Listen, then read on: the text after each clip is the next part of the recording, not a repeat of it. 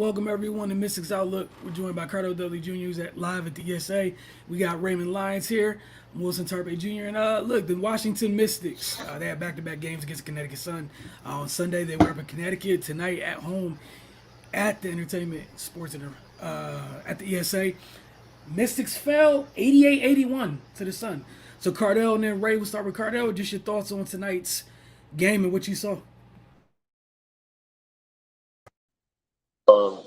The Mystics all game, they had trouble keeping the Sun out of the paint. And I'm talking about the Sun's guards. Alyssa Thomas is going to go coast to coast and live in there, DeWanda Bonner or O'Doder. But um, that the fact that the Suns guards lived in the paint, whether they were scoring or kicking it out for open jumpers, um, is troubling because the caliber of defenders that they have on the perimeter for the Mystics. And the fact that they lived in there pretty much set the tone for the game. I think they outscored the Mystics 40-26 in the paint. Had 21 assists. Shot 47% from the field, and it's because they lived in the paint and they got fouled a lot.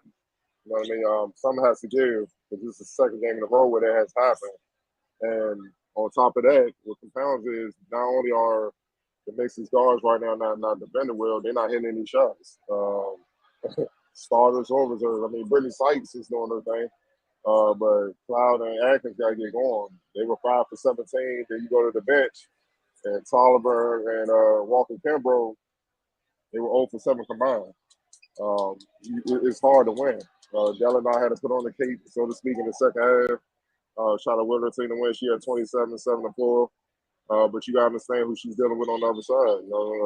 She got to deal with Alyssa Thomas. And then, Shakira, she had a good first half. 12 points. But you see that the Suns, keyed in on her in the second half and basically tried to keep her off the boards and stop her from trying to get second chance points and denied her so they couldn't throw the ball in the post because she kind of had her way one-on-one in the post. And then the thing that threw the Mystics off was they doubled Deladon at every turn. They did not guard her one-on-one. She had to really work hard for that 27. And they just dared somebody to make shots. They dared somebody to hit perimeter shots, and no one really could outside Deladon. And that pretty much was the game. They definitely have to figure something out. I know it's early. I'm not gonna act like it's the end of the year and this has continued over some months or whatnot. But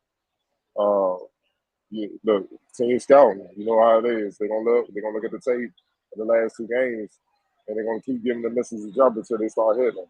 And then they feel like they can drive because, no disrespect, if Tiffany Hayes and Letitia Hyman can get in the paint, what are the Aces backcourt going to do with the Plum and Chelsea Gray? What are some of these other, more credible, not saying credible, more accomplished backcourts? What are they going to do? You see what I'm saying?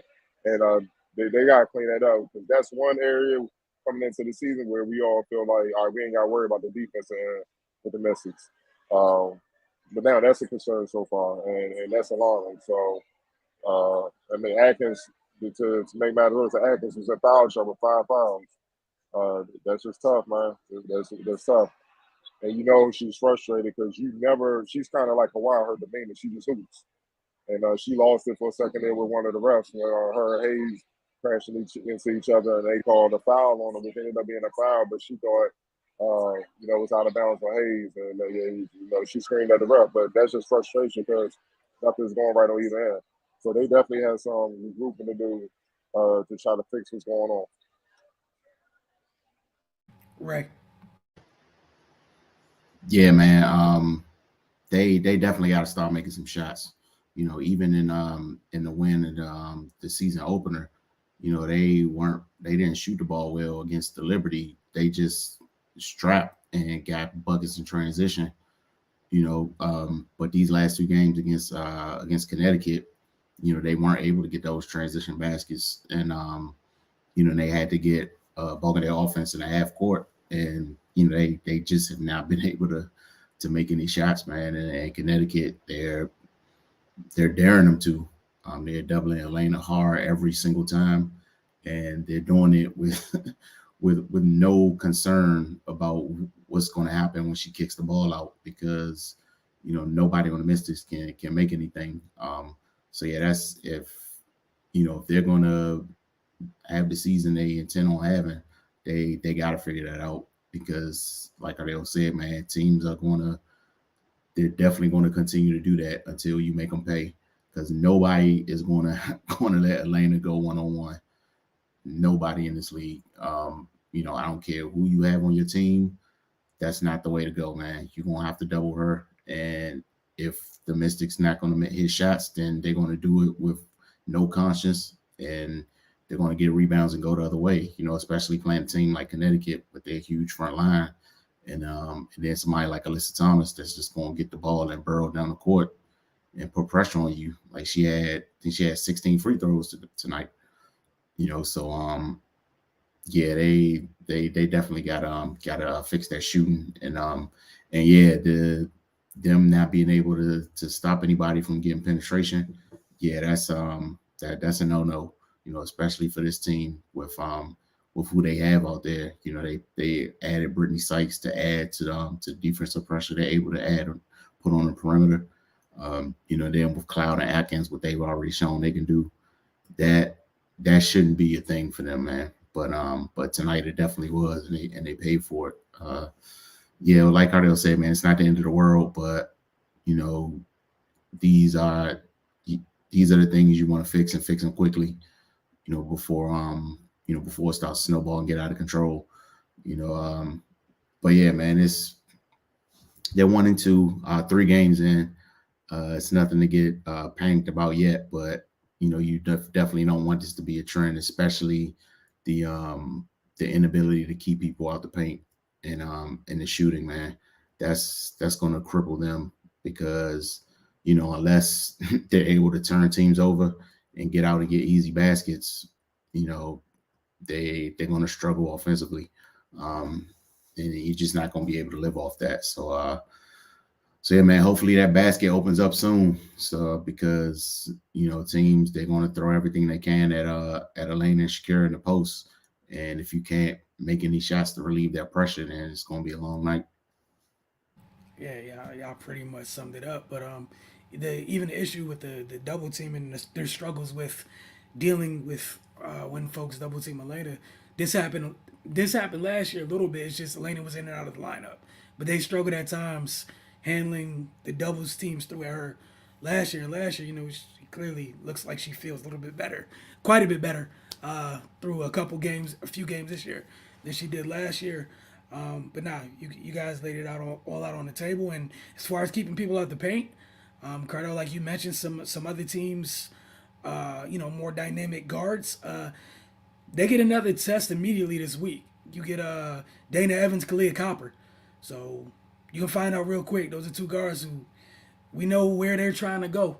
So we're gonna find out real quick, and that's the thing. It's not like Courtney Williams. And Courtney Williams. So you know what you're in for. And again, that was one of the things, like you guys mentioned, that I don't think anybody was worried about this year because they've, all 3 of those players separately have shown the ability to play good defense. This also just kind of like, at least right now, is something, you guys have mentioned in the past, not just talking about the Mystics, but, on the men's side too. When your offense isn't working, man, you can't afford to have lapses on defense. And it looks like the margin for error through 3 games, they can't afford any slippage on the defensive end while they find their offense. That's just non-negotiable at this point. They literally can't afford it. So we'll see how things go. Again, like you guys said, it's 3 games, not the end of the world. Team's been around for a little bit. However, the issue on defense shouldn't be the issue.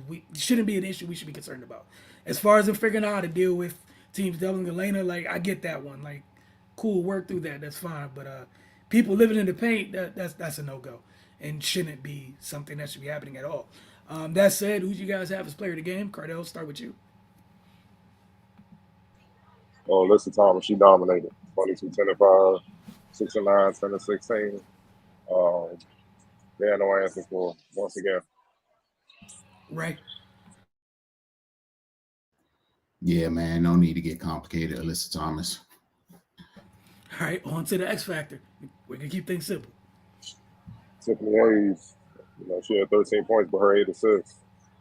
She's efficient scoring, efficient, you know, facilitating. Only had 2 turnovers. Great defense on Cloud and Atkins. And Tolliver and Shatori whenever they came in. Just great all around point guard play. Nothing more you can say. Right? Yeah, I agree, man. She just impacted the game in several ways. All right. You guys know it's we try to keep things simple around these parts. Washington's 1-2 after tonight's loss. We'll see you guys again Friday night. They're gonna be in Chicago taking on the Sky. Y'all have a good evening.